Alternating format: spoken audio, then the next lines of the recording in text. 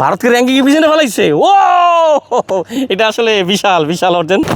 কামান বাংলাদেশ পাকিস্তান ঘরের মাটিতে পাকিস্তানকে আসলে 2-0 হারানো ওদের মাটিতে, আর আজকে সিলেটের গ্রাউন্ডে সিলেটের মাটিতে পাকিস্তানকে 2-0 হারানো, এটা আসলে বিশাল বড় অর্জন।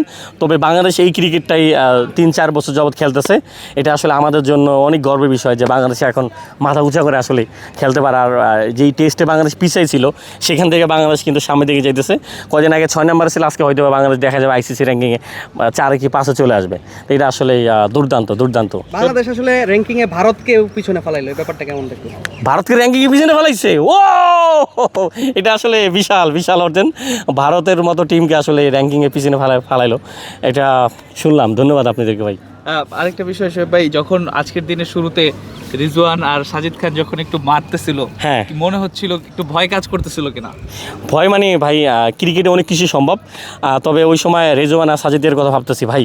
মানে কালকে মাঠে যেই জিনিসগুলো হয়েছে, লিটন দা আগে এটা পোস্ট দিয়ে দিছে, তা সব কিছু মিলে এই জয়টা যদি আমরা না পাই আমাকে মানে যদি আসলে কি কোথায় যাবো। পাকিস্তানের রাতে থেকে দেখতেছে পাকিস্তানের মানুষ, মিডিয়া আমাদেরকে নিয়ে তাদের খেলোয়াড়দের সাথে এটা করছি, হ্যান করছি, ত্যান করছি, এটা নিয়ে অনেক আলোচনা।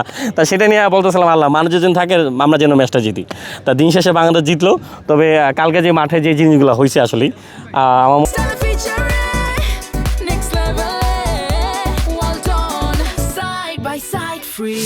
মনে হয় যে ভালো মন্দ দুইটাই। তবে রেজাউন একটু নিজের দেশকে আসলে বাঁচানোর জন্য অনেক কিছুই করে, তবে একটু বেশি করে পারছে দিন শেষে। আজকেও দিনের শুরুতে যখন পাকিস্তান একটা চাপ তৈরি করেছে, আমরা দেখলাম তাইজুল ইসলামী ব্রেক থ্রুটা এনে দিয়ে 5-টা পূরণ করলো। এরপর শরীফুল ইসলামের বলে রিজওয়ান আউট হলো। তো ওভারঅল আসলে তাইজুল ইসলাম আজকে এই টেস্ট ম্যাচটাকে, তাইজুল ইসলামের পারফরমেন্সটাকে কিভাবে বিবেচনা করেন? তাইজুল ইসলাম কালকেও যখন ব্রেক থ্রু দরকার ছিল, মানে যখন 5টা গেছে 6টার সময় ব্রেক থ্রু দিল একবারে, মানে যখন দরকার ছিল মনে হয় যে পুরো ম্যাচের টার্নিং পয়েন্ট জেতার জন্য তাইজুল ইসলাম। আজকেও দেখেন যখন মানে প্রায় 50 রানের উপরে পার্টনারশিপ করে ফেলাইলো দুজন, তখন এই তাইজুল ইসলাম এসে কিন্তু মানে ব্রেক থ্রু দিল, মানে যেটাতে আসলে অনেক বেশি টার্নিং পয়েন্ট ছিল তাইজুল ইসলামের বলটা।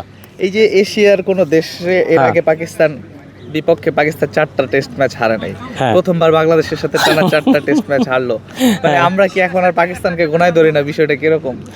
লিটন দাস একটা পিজে কথা বলতেছিল ঢাকা মাটিতে যে ওদের কিন্তু দেশে ওরা যেতে পারবে না, কিন্তু ওদের কিন্তু অবস্থা খুবই খারাপ। তা আমার মনে হয় যে সেটাই হয়ে গেল। এখন তাদের এয়ারপোর্টে আসলে তাদের জনগণ কীভাবে তাদেরকে নিবে জানি না। তবে লিটন দার কথা কিন্তু সত্যি হলো যে ওদের ব্যাড রেকর্ড আছে, ওরা আসলে দেশে ফিরতে পারবে না।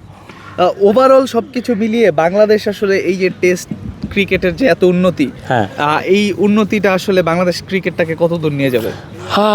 এটা আসলে অনেক বহুত দূর নিয়ে যাবে, কারণ যেভাবে ধারাবাহিকভাবে পারফরমেন্স করতেছে সেক্ষেত্রে বলা যায় সামনে অস্ট্রেলিয়া সিরিজ আছে। অস্ট্রেলিয়ার আগে জিম্বাবু যাবে বাংলাদেশ পাকিস্তানের পরেই। তা Zimbabwe condition, south Africa, Australia কন্ডিশনে কিন্তু কিছুটা সেম, বাউন্স উইকেট। আমার মনে হয় যে ওখানে খুব ভালো কাজে লাগবে। আর টেস্ট 2টা আছে অস্ট্রেলিয়াতে, সেখানে অবশ্যই চাওয়া পাওয়া থাকবো যে অন্তত একটা ম্যাচ যেন আসলে ড্র হয়। আর এখানে অস্ট্রেলিয়ার পাল্লাটা বেশি ভারী থাকবে, কারণ তাদের কন্ডিশনে খেলা, তো চাইবো যে ভালো করুক। অস্ট্রেলিয়ার মাটিতে নাহিদ রানা কেমন করবে? তবে অস্ট্রেলিয়ার মাটিতে নাহিদ রানার বলিং মানে একবারে গুলির মতো ছুটবো, গুলির মতো, কারণ ওখানে যেই উইকেট, ওখানে আসলে নাহিদ রানা অনেক বেশি হেল্প পাইব বলিংয়ে। সবচেয়ে বেশি উইকেট দেখবেন নাহিদ রানার বলিং থেকে আসছে। কোনো প্রশ্ন করবে? লাস্ট একটা প্রশ্ন, সেটা হচ্ছে শোয়েব ভাই, পাকিস্তানকে হারানো তো সবসময় আমাদের জন্য স্পেশাল। এই পাকিস্তানকে হারালাম, এখন সবকিছু মিলিয়ে বাংলাদেশের এই টেস্ট দলটাকে আপনার কাছে কেমন মনে হয়? যে মনে হয় কিনা এই দলটা সেরা দল একটা বাংলাদেশের? অবশ্যই সেরা দল।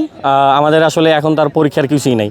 এখন আমরা নিউজিল্যান্ডের সিরিজ জিতছি, আমরা পাকিস্তানের ঘরের মাটিতে সিরিজ জিতছি।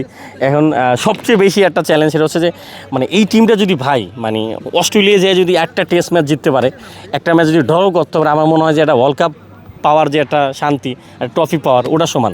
কারণ অস্ট্রেলিয়া যায় কেউ আসলে মানে জিতে আসতে পারে না, মানে এশিয়াতে যারা খেলে, তো সেখান থেকে যদি জিততে পারে বাংলাদেশ, আসলেই আমার মনে হয় যে টেস্ট ক্রিকেটে বাংলাদেশ মানে যেই টেস্ট চ্যাম্পিয়নশিপ ফাইনাল, সেখানে ফাইনালেও খেলতে পারবে বাংলাদেশ। ধন্যবাদ ভাই।